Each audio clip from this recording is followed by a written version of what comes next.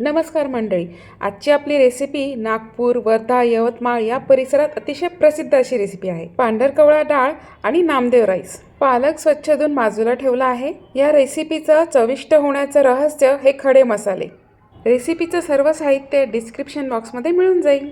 हे सर्व आपण हलके भाजून घेणार आहोत. खडे मसाले हलके गरम झाल्यावर एका डिशमध्ये काढून ठेवायचे. गार झाल्यावर अशी पावडर तयार करून घ्यायची. तयार आहे रेसिपीचा सिक्रेट मसाला. आधी स्वच्छ धुवून ठेवलेला पालक आपण आता बारीक चिरून घेऊया. या पांढरकवळा डाळीच्या रेसिपीत पालक हा अतिशय महत्त्वाचा इन्ग्रेडियंट आहे. चला, रेसिपीची सर्व पूर्वतयारी झालेली आहे. आता फोडणी देऊया.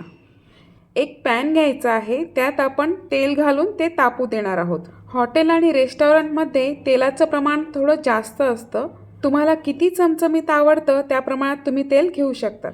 आता यात जिरे आणि आलं लसूण पेस्ट घातली. याचा कच्चेपणा जाईपर्यंत आपण परतून घेतलं.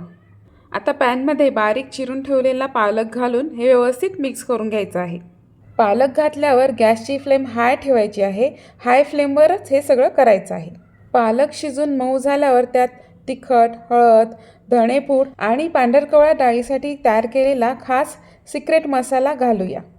हे सर्व आपण 1-2 मिनिट परतून घेणार आहोत. आता यात आधीच शिजवलेली तूर डाळ घालूया. ही तूर डाळ अशी बोटचेपी शिजवून घ्यायची आहे आणि त्यातील पाणी काढून टाकायचं आहे. मंडळी, ही पांढरकवळा डाळ इतकी प्रसिद्ध आहे की तिथे हॉटेल रेस्टॉरंटमध्ये ही डाळ खाण्यासाठी अगदी दुरून दुरून लोक येत असतात.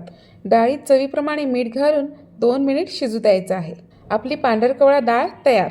या डाळी इतकीच फेमस दुसरी रेसिपी नामदेव राईस.